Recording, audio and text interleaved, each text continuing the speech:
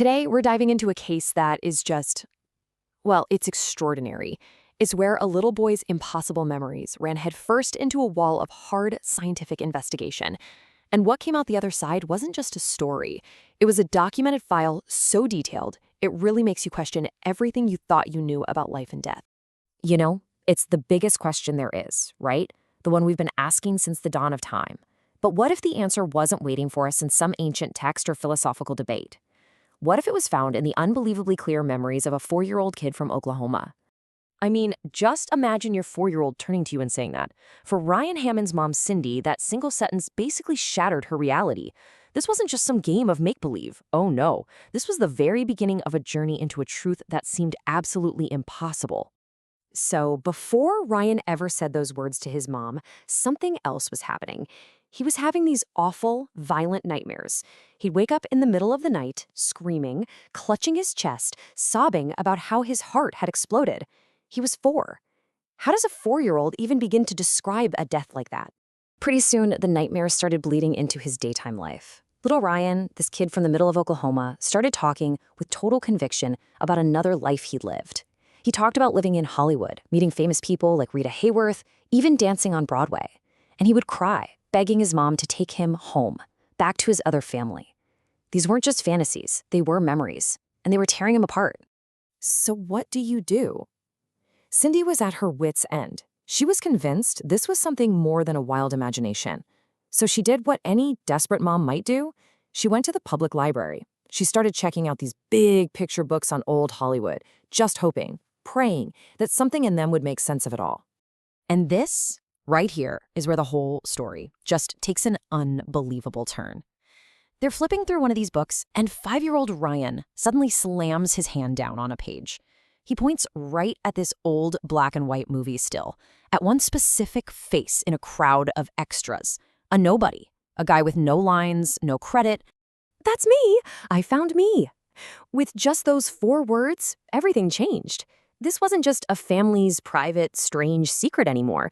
Suddenly, it was a claim, a testable, verifiable claim. They had a face. They had a clue. And the only question that mattered was who on earth was this man? Okay, so this is the point where the story goes from being simply strange to being truly scientific. Cindy Hammonds got in touch with Dr. Jim Tucker, a child psychiatrist at the University of Virginia.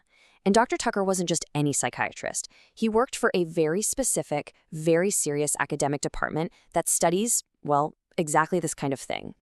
And let's be clear, this isn't some fringe paranormal group. The Division of Perceptual Studies is the real deal. It was founded by the legendary Dr. Ian Stevenson. For over half a century, they've been using rigorous scientific methods to investigate more than 2,500 cases just like Ryan's. We're talking peer-review academic research. It took weeks of digging, but a film archivist who was working on a documentary about this finally put a name to the face. The man in the photo was Marty Martin. He was an obscure actor in the 30s who eventually became a pretty powerful Hollywood agent. The moment they had that name, the real investigation could finally begin. Now this is the absolute core of the case, the part that gives me chills. Dr. Tucker recorded every single one of Ryan's claims before anyone knew who Marty Martin was. You have to understand how critical this is. It means there's no way the family could have looked this guy up and accidentally fed details to their son. This was a completely blind test. And the list of things Ryan got right is just staggering. He said he danced on Broadway. Check. Marty Martin had. He said he lived on a street with Rock in the name. Check. Martin lived on North Roxbury Drive. Ryan even knew how many sisters Martin had. A detail, get this, that Martin's own living daughter got wrong when she was first asked. The details were so specific, so obscure, and they were just correct, one after another. But, okay, there was one thing that seemed wrong, a big one. The official death certificate said Marty Martin died at age 59. Ryan was absolutely certain he had been 61. He even asked his mom once, "Why would God let you be 61 and then make you come back as a baby?" For the researchers, it looked like a clear miss, a definite error in the boy's memory. But Dr. Tucker kept digging. He didn't just stop at the death certificate. He pulled old census records, even ship passenger lists. And what he found was incredible. Marty Martin's birth year wasn't 1905. It was 1903. The official public record, the death certificate, was wrong. The 5-year-old boy was right. Marty Martin died at the age of 61. Just let that number really sink in for a second. 55.